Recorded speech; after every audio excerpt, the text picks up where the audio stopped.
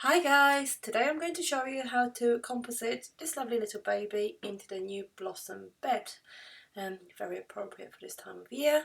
So the first step, as always, will be that I grab the baby and pop it onto the same layer as the bed.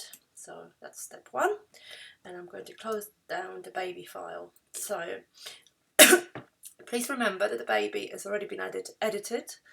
I haven't worked on the background, but I've done any sort of major retouching. There's still a few bits, as you can see, hairs, bits and pieces, and some dry skin on the feet that I can finish off later.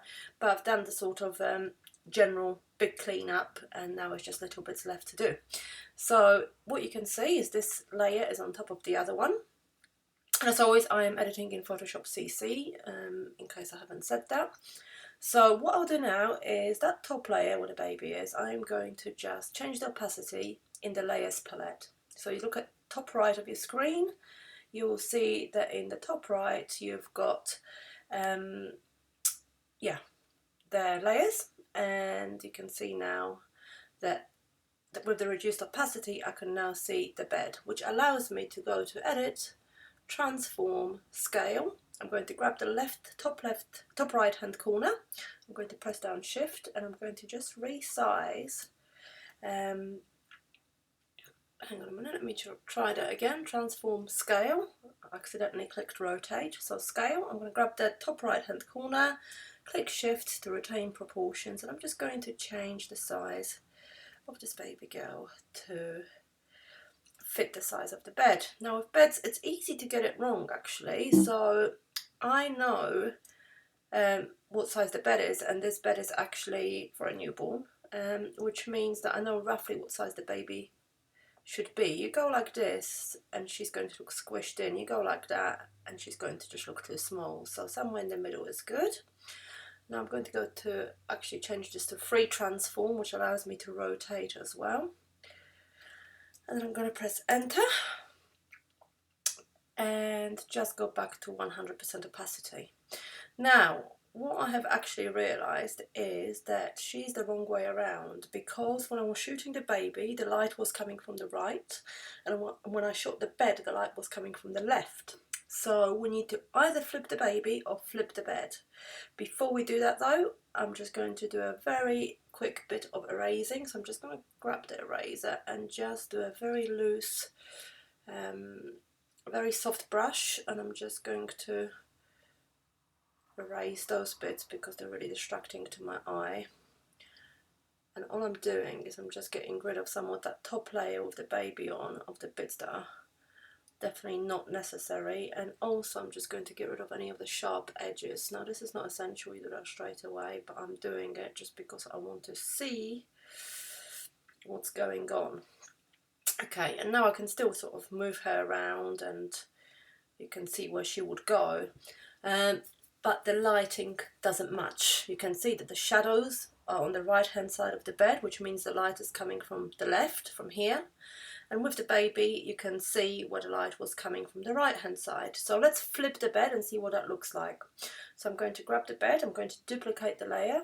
So if you look in the top right, you'll see the layers. I have just dragged the bed layer onto the duplicate layer, which is the second one, where the little recycle bin is to the left, or you can just do Control J on a Mac, and that's a shortcut for duplicating your layer. And now I'm going to flip this bed, so I'm going to go to Edit, Transform, Flip Horizontal. Okay, so the lighting direction now matches, so have a look. So what you have is the original, the flipped bed, and the baby. To me that actually doesn't look so right. So I'm going to just switch the little eye off on the bed layer, so we're back to the original, and what I'm going to do now is flip the baby instead. So Edit, Transform, Flip Horizontal, and that looks much better.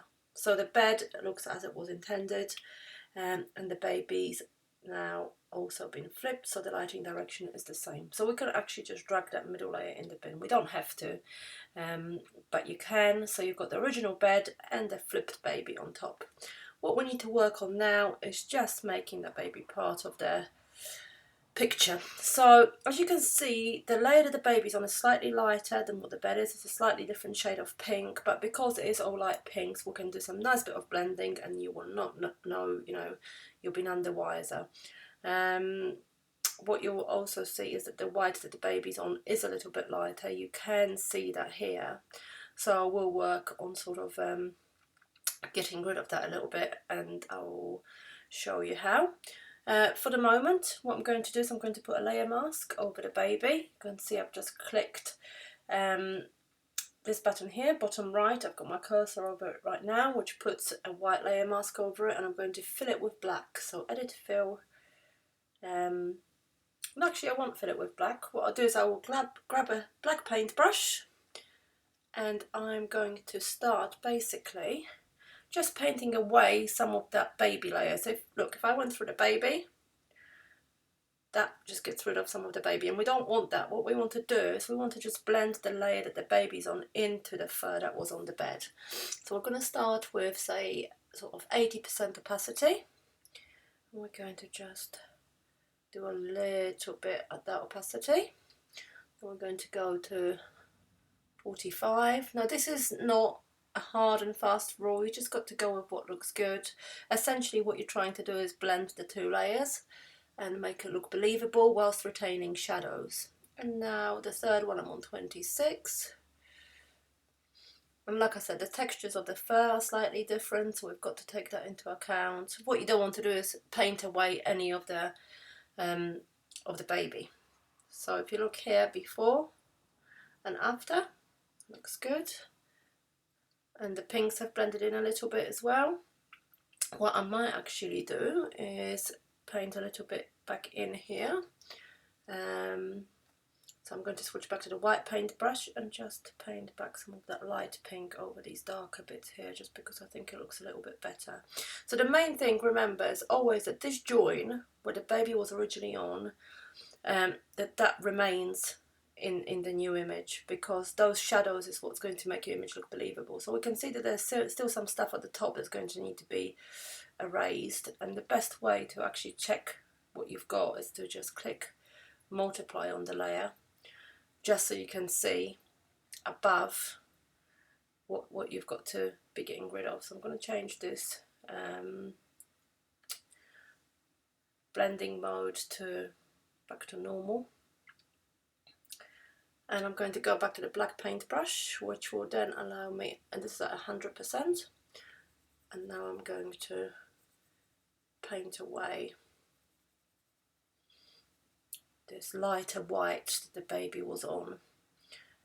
So there'll come a point where you have to become precise, and in this instance I'm not going to do it the conventional way, because the option is now is that essentially you try and go over the edges and be really precise, but the background is slightly textured, as you can see here as I'm painting it in, and where the baby was on wasn't textured, so you can now clearly see the sort of halo, which is the original background that was behind the little bubba. So I'm going to just, rather than trying to be precise, I am actually going to now do something different. I'm going to flatten the image. So before I do, I'm just going to click on multiply again just to see what's going on. And yeah, you can see over here, basically the darker areas show the original baby image. So normal. You might think, why is she flattening it? She hasn't finished. Well, I'm going to finish it in a different way. So flat. And we're going to just quickly zoom out before I proceed to make sure everything else looks good. And it does. Proportions are nice. Baby looks nice and comfy. Happy with that. So back to getting closer. Control J to duplicate your layer. Grab the clone tool and go into darken mode. Now the beauty of going into darken mode, you're now going to grab the background, which is the nice slightly creamy textured background of the blossom layer. And what you're going to do is you're just going to go over here, and you don't even have to be that precise, and just go darken. So in darken mode, what that will do is that will get rid of that white halo, and it will darken any bits of the image that are lighter than the area that you're sampling from. So it's not going to make the hair go away, which it would if I erased as opposed to using this method. But what it does, it simply just darkens the lighter areas. So areas that are already darker, then the cream will not actually go any darker. And what it also does, it means that we're getting that lovely texture without too much, you know, detailed work. I am all for composites being easy.